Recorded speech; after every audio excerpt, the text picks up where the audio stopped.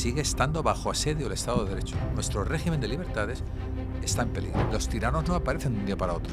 Las democracias no desaparecen normalmente de un día para otro, sino que de alguna manera se va generando un clima en el que se va desgastando, se va fatigando. Lo dijo Aristóteles, el poder tiende a expandirse, luego tiende a perpetuarse y finalmente tiende a corromperse. En el Capitolio, cuando vimos hordas de ciudadanos atacando un órgano del Estado, tenía una información donde se les decía que habían robado las libertades, que habían robado las elecciones, que habían vulnerado el Estado de Derecho y lo que hacían era tomar las armas para defender la libertad. Por lo tanto, ahí vemos cuánto es de vulnerable una democracia que con la mera desinformación ponemos en riesgo el equilibrio de todo el sistema. Maduro ha llegado a un tribunal de Manhattan. El mundo entero está mirando. Ese juez no se va a retrasar.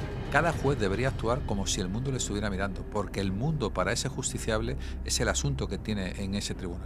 Hay un dicho en Inglaterra que dice: la justicia es como el Rich.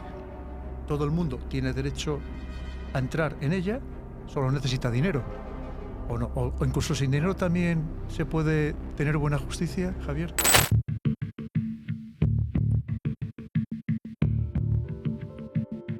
Queridos amigos, bienvenidos al canal del Coronel.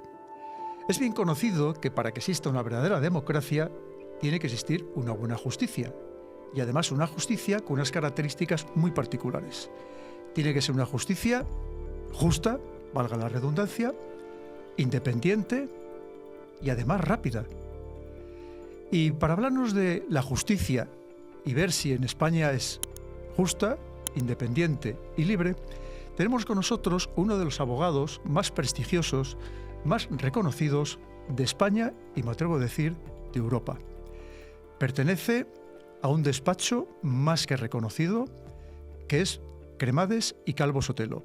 Y ha escrito un libro interesantísimo, que os voy a presentar antes de dar paso al invitado, que se titula, como veis, sobre el imperio de la ley. Y que dice en la contraportada: el imperio de la ley es la única alternativa al imperio de la fuerza. Solo bajo el gobierno de las leyes, el ser humano puede vivir en libertad y en paz.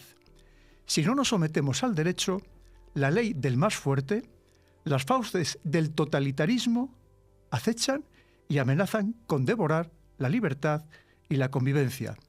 Esto es lo que nos dice nuestro invitado, Javier Cremades. Javier, bienvenido al canal del Coronel. Pedro, qué interesante estar aquí con un militar ilustrado como tú, conversando sobre un tema que se ha vuelto conversación ciudadana, que es las reglas de juego, el derecho, la justicia, la libertad. Antes la disfrutábamos, pero no hablamos de ello. Como dicen los americanos, la tomábamos por hecha.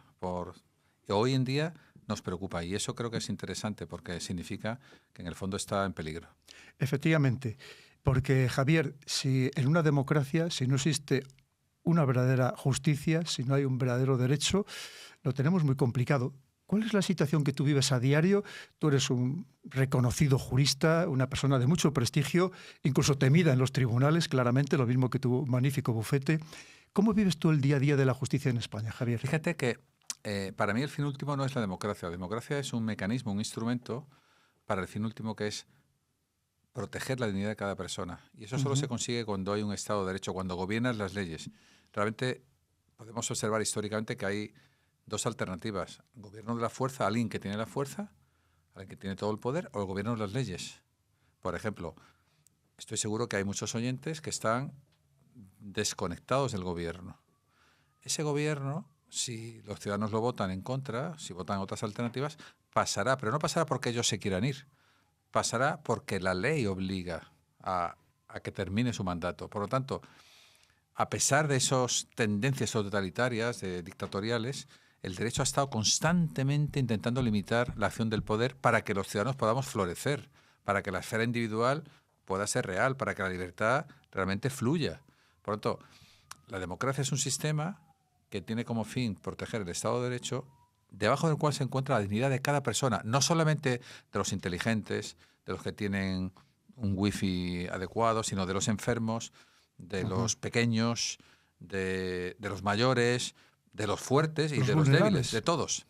Claro. Es muy interesante porque es una etapa histórica muy reciente. La democracia, el Estado de Derecho más antiguo, tiene apenas 250 años. En España tenemos una Constitución que va a cumplir 50 años dentro de muy poco.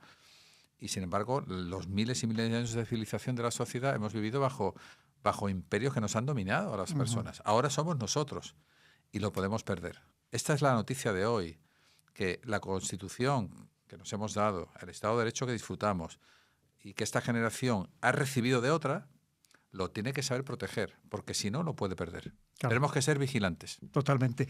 ¿Y qué está pasando con el derecho internacional, Javier? Porque tú hablas precisamente que si no existe un adecuado derecho, rige la ley del más fuerte, la ley de la selva. ¿Estamos en esa ley de la selva o tú crees que todavía hay margen para un derecho internacional? Es muy interesante porque si tú le preguntas a 25 millones de venezolanos, en Venezuela hay unos 30 millones de ciudadanos. 9 están fuera, 21 están dentro y unos 25, si haces esa pregunta te van a responder ¿dónde estaba el derecho internacional estos 20 años atrás? ¿Quién me protegió a mí?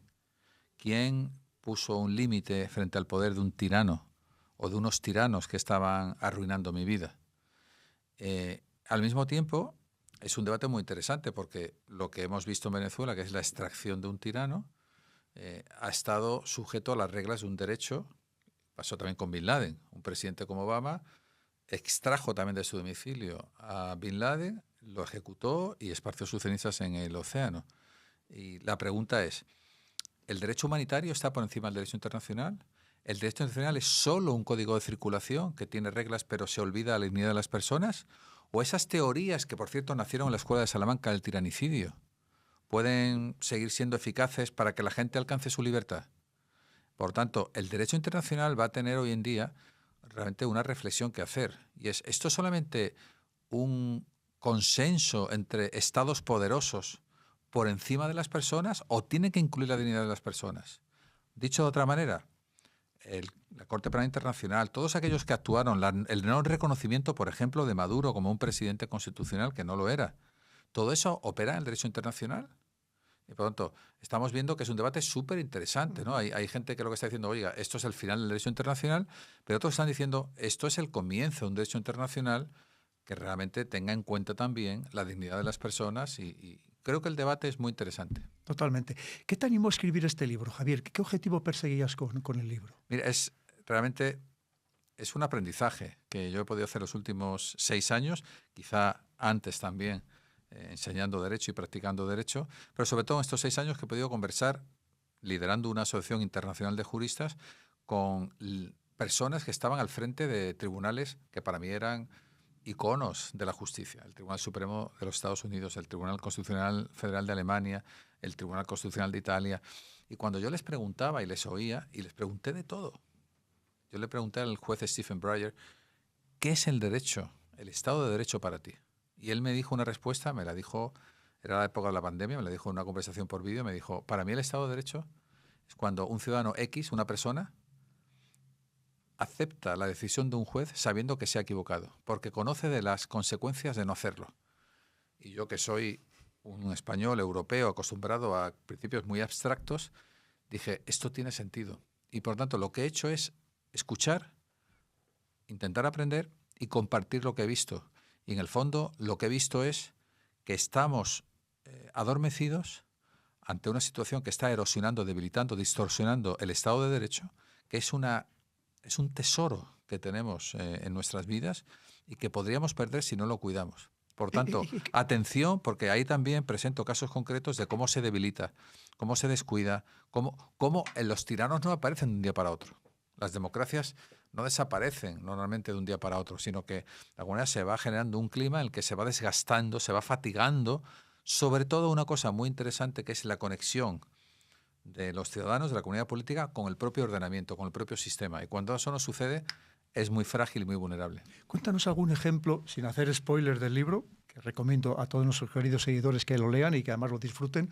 Cuéntanos alguno de esos hechos que están perjudicando la salud del derecho y por tanto de la democracia. Te voy a contar 2 ejemplos que pueden ser interesantes, ¿no? En positivo. Uno tuvo que ver con el Brexit. Cuando se produce ese referéndum que todos vimos, que a todos nos sorprendió, el gobierno británico dice, el pueblo ha hablado, no necesito ir al Parlamento, voy a ejecutar el Brexit. Y en un país donde el principio fundamental es la supremacía del Parlamento porque representa al pueblo, muchos acuden a los tribunales. Y el Tribunal Supremo le acaba diciendo al gobierno, usted tiene que ir al Parlamento. No tiene el poder de ejecutar el Brexit. Tiene que seguir las instrucciones del Parlamento. Y el gobierno, aquello no le gusta.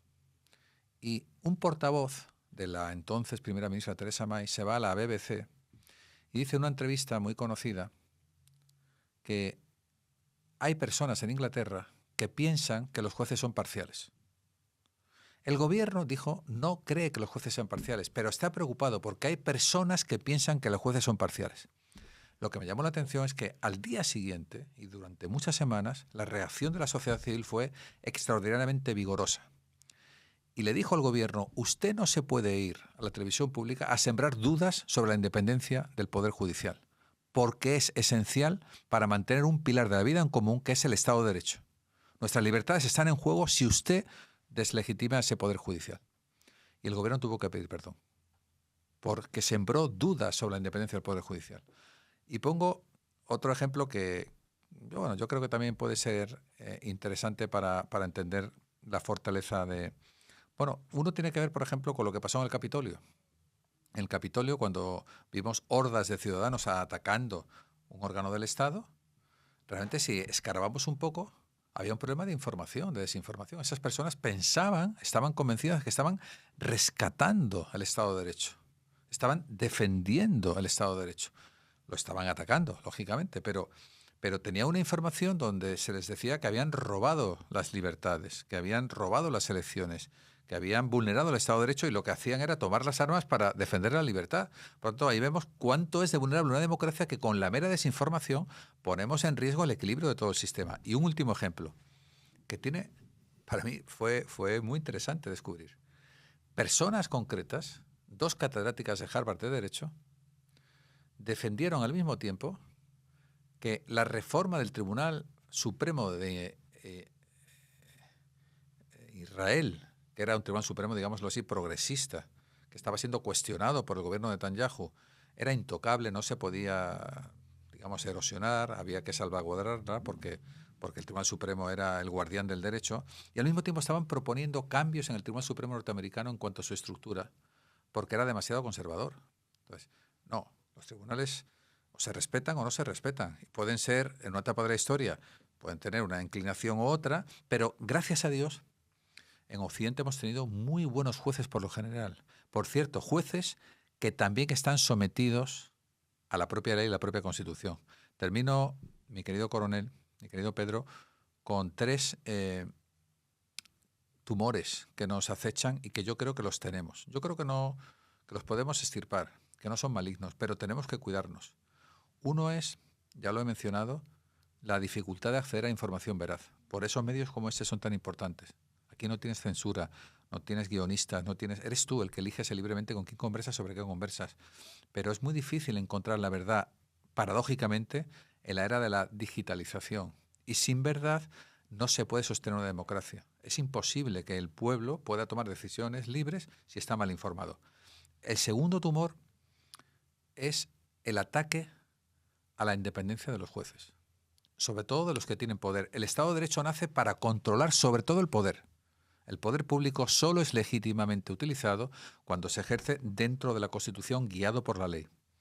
Y cuando los jueces están controlando a la actividad política, el político se defiende diciendo que los jueces son políticos con togas, que tienen tendencias, que tienen ideología, que tienen... No, usted está tan sometido al derecho como yo, más que yo. Y la tercera gran amenaza al Estado de Derecho es la polarización, que es extrema. En España creemos que es extrema, en Estados Unidos es más extrema, que supone en definitiva en negar lo que es una democracia, que es vivir aceptando al que piensa diferente, encontrando consensos, participando y compartiendo de un espacio común, y en la polarización eso se niega, y por tanto se niega todo el sistema. Esas 3 cosas nos pueden matar. Claro, pero fíjate, Javier, es cierto que tú dices que debe ser imparcial, es una característica absolutamente básica. Pero también es comprensible que haya ciudadanos que lo pongan en duda cuando hay jueces, magistrados, que ellos mismos se postulan como liberales o como conservadores. ¿Tú crees que eso es correcto?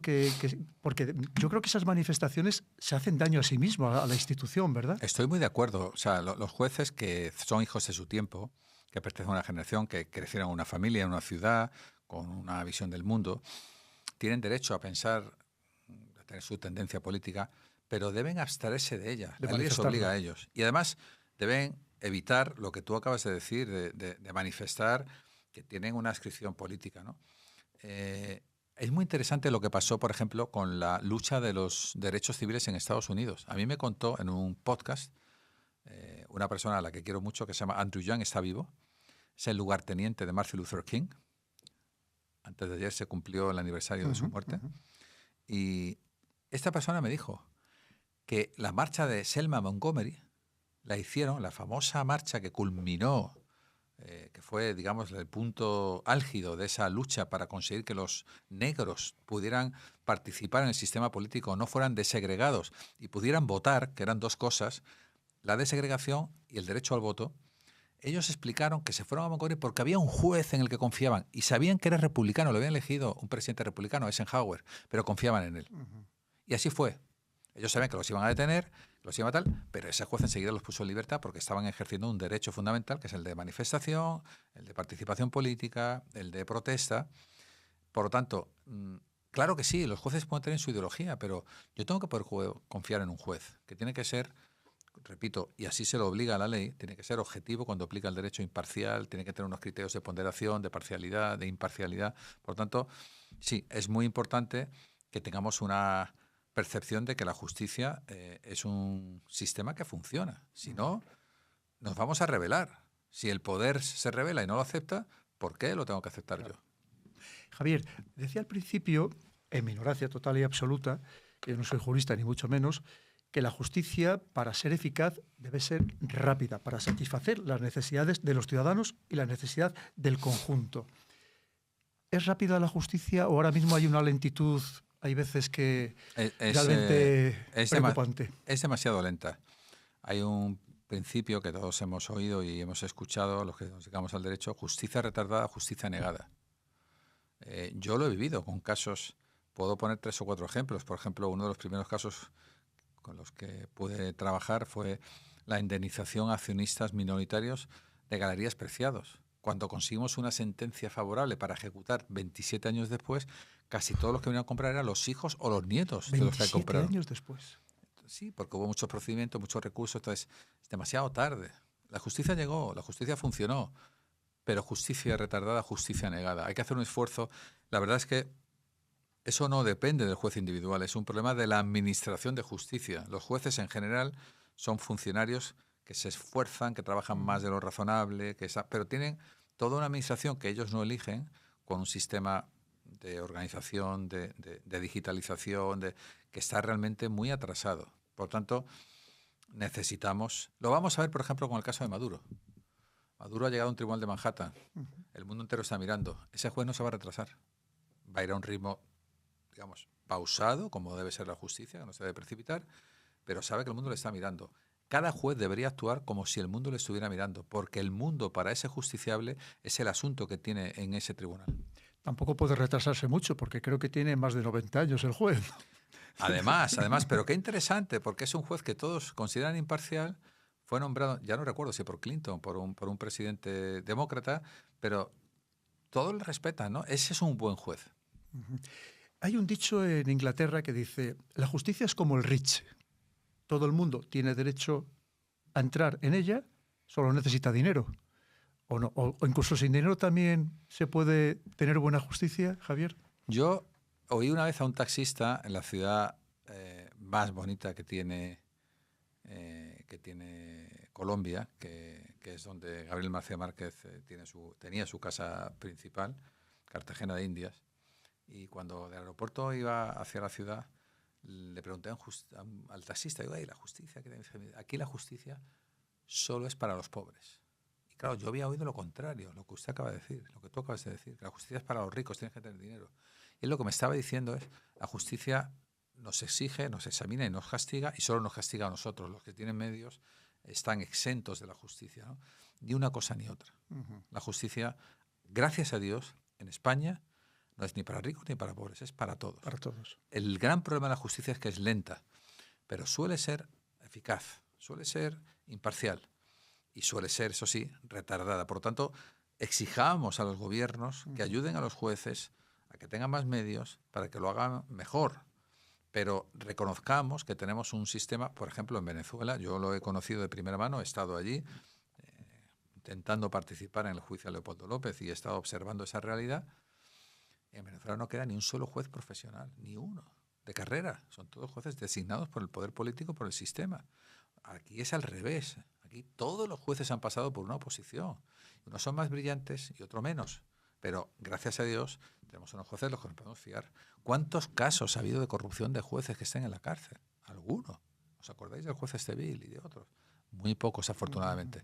Por cierto, yo he podido ir con frecuencia a las cárceles, más en el pasado que ahora, y recuerdo que una cosa que oía siempre de las personas con las que yo estaba allí, a veces iba a dar clases de Derecho Constitucional a reclusos, y era una actividad, digamos, no jurídica, no de representación, sino parte de la escuela de la propia cárcel, ¿no?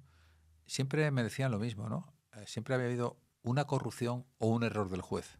No me encontré a ningún recluso que me dijera, cometí un error, lo hice mal, estoy pagando por ello, ¿no? Los jueces no son corruptos.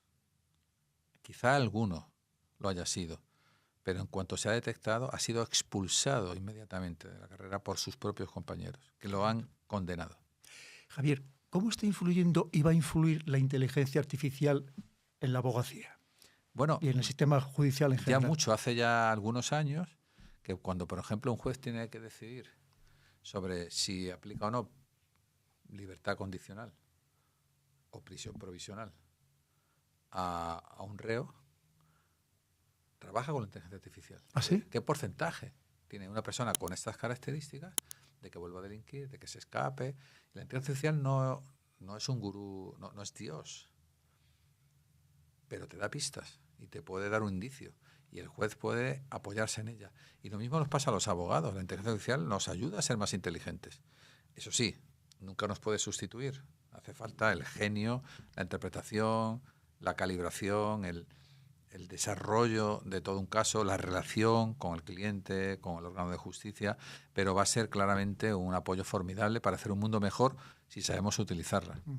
Ya has citado 2 veces, Javier, la enseñanza, que también te dedicas a la enseñanza. ¿Tú con la enseñanza aprendes? ¿Es algo, un ejercicio que debería hacer todo el mundo para mantenerse actualizado? ¿O simplemente es algo que tienes como vocación y que tú disfrutas? Yo realmente no solamente aprendo enseñando, sino también aprendo tomando clases y tomando lecciones. Yo sigo leyendo, asistiendo a conferencias y oyendo a personas que saben, porque necesito entender el mundo que me rodea, actualizarme y estar al día, ¿no? Y es algo además que me da mucho placer, que lo necesito, que es como parte de mi crecimiento personal e intelectual, ¿no? Por lo tanto, claro que sí, enseñar algo es la mejor manera de aprender algo. Pero aprender algo es algo fundamental para poder participar en el mundo, para poder ser un ciudadano responsable. Y no solamente estoy hablando de cuestiones intelectuales, cuestiones emocionales, familiares, cuestiones... Es decir, ¿cómo se aprende a ser padre? Yo he sido padre y digo, bueno, ¿y ahora qué tengo que hacer?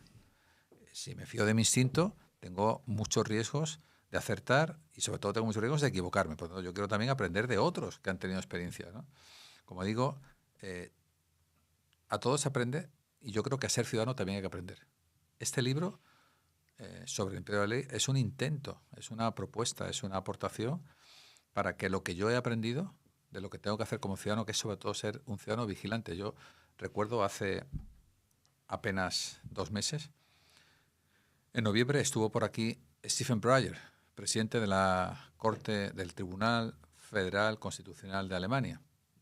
Yo le pregunté, oye, yo me formé en Alemania, hice mi doctorado allí y amo Alemania y admiro mucho el derecho alemán y particularmente ese tribunal tan prestigioso. Y yo le pregunté, oye, nos fuimos a Toledo a pasar la mañana, estuvimos paseando y a la vuelta en el coche, oye, pero entonces la Constitución alemana tiene una cláusula de eternidad, la dignidad de la persona.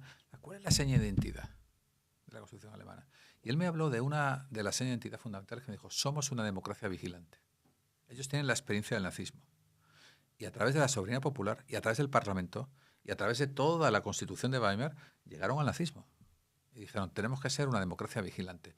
Excluimos, lo han hecho 2 veces, a partidos que son radicales. Exigimos más de un 5%. Estamos los ciudadanos atentos. Y yo dije, tenemos que aprender de eso también, porque hoy no es el nazismo lo que os amenaza, quizás sea otra cosa, pero sigue estando bajo asedio el Estado de Derecho. Nuestro régimen de libertades está en peligro. ¿Hay un exceso de normativas en España y en la Unión Europea que os complican la vida a los bufetes? Sin lugar a dudas. Fíjate lo que pasó. No nos complica la vida, realmente nos da más trabajo, pero no es bueno. Fíjate lo que pasó con la pandemia. En cuanto el Estado, el poder de los gobiernos de un signo en un país y de otro signo en otro país tuvo una esfera de expansión, lo ocupó todo. Empezaron a decirnos con quién teníamos que cenar en Nochebuena, con cuántas personas podíamos pasear y cuántos minutos podíamos estar, qué tipo de mascotas podíamos sacar fuera. Estaban felices, porque es la tendencia, lo dijo Aristóteles, el poder tiende a expandirse, luego tiende a perpetuarse y finalmente tiende a corromperse. Es un fenómeno, es como la gravedad. Si yo dejo caer esta botella de agua, si la suelto, pues el poder le pasa a eso. Por lo tanto, tenemos que estar muy vigilantes y ese exceso de normatividad obedece a eso, que el poder quiere decidir cómo tenemos que pasear, dónde tenemos que veranear, dónde, no sé, dónde tienen que estar nuestros afectos, si se apuran, con quién nos podemos casar. Hubo una etapa en que los matrimonios interraciales estaban prohibidos en Estados Unidos, pero no hace un siglo, en los años 60, en los años 70. El poder hay que vigilarlo, el poder está a nuestro servicio y somos los ciudadanos los dueños de la soberanía popular cuando vivimos en un Estado de Derecho. Si no, tenemos que preguntarle al partido o al líder. Javier, si tú fueras ministro de Justicia, ¿qué harías para mejorar, modernizar la justicia en España? Yo escucharía a gente que sabe. Llamaría, abriría un proceso de escucha. Algo tan simple como eso, ¿verdad? Y trataría de entender realmente dónde está el problema. Porque yo no lo sé. Yo sé que tenemos una justicia lenta, una justicia donde los jueces se quejan de falta de medios, probablemente demasiados pocos jueces, probablemente hace falta alguna especialización más, pero eso requeriría un proceso de escucha. Y a partir de ahí intentaría aplicar lo que he oído, lo que he escuchado, intentaría seguir el consejo de la gente que sabe, ¿no? Parece que eso es fundamental. Y por supuesto, intentaría hacer una cosa muy importante, que es llegar a un consenso con la gente que está enfrente. Hay una persona que es José Manuel Campo, que hoy está en el Tribunal Constitucional, que fue ministro de Justicia, precisamente con este gobierno, que es un experto en llegar a consensos. Y otra persona que fue Rafael Catalá, que también era otro experto en llegar a consensos. Por cierto, son muy amigos. Y consiguieron los dos leyes en momentos de alta polarización con amplísimo respaldo en el Parlamento. Eso para mí es un ejemplo. Para terminar ya, Javier, ¿qué recomendarías a nuestros queridos seguidores, que voy a presentar tu libro, para que lo lean? O sea, ¿qué crees tú que les pueda aportar a un ciudadano normal, a un ciudadano de la calle, que no sabe de leyes, de justicia, del sistema jurídico? ¿Qué le recomendarías tú o qué le insistirías para que lea este libro? Yo no sé si lo he logrado, pero he pretendido hacer algo digerible para un lego en el derecho o para una persona no experta en el derecho. Pero aunque no sea digerible, yo creo que creo que puede ser interesante tenerlo a la mano, porque explica algunas de las cosas que estamos viviendo hoy en día. Y cuando a veces uno se pregunte lo que hay detrás, ¿por qué me ha pasado esto? ¿Por qué no está pasando esto? Porque ahora de pronto hemos visto esta dimisión, este problema. Porque yo creo que aquí está explicado. Y no está explicado solo con teoría, sino con ejemplos prácticos de democracias que se han debilitado y se han vuelto a recuperar, de sistemas que han sido atacados y se han defendido, y de sistemas que han sido asediados y han sucumbido. Pues queridos amigos, ya veis qué lección magistral nos acaba de dar Javier Cremades, que como os he dicho y habéis podido comprobar, es un jurista de primerísima línea y que además lo que nos dice, lo que nos recuerda, y no debemos olvidar jamás, que sobre todo y por encima de todo debe imperar la ley. Así que Javier, muchísimas gracias, ha sido un placer tenerte aquí en el canal del Coronel. Mi coronel, mi amigo Pedro, muchísimas gracias.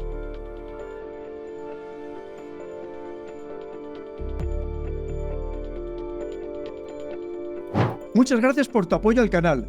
Puedes suscribirte, pulsar la campana de notificaciones para estar al corriente de los próximos vídeos y de momento aquí te dejo un par de ellos que espero que te gusten y que sean de tu interés.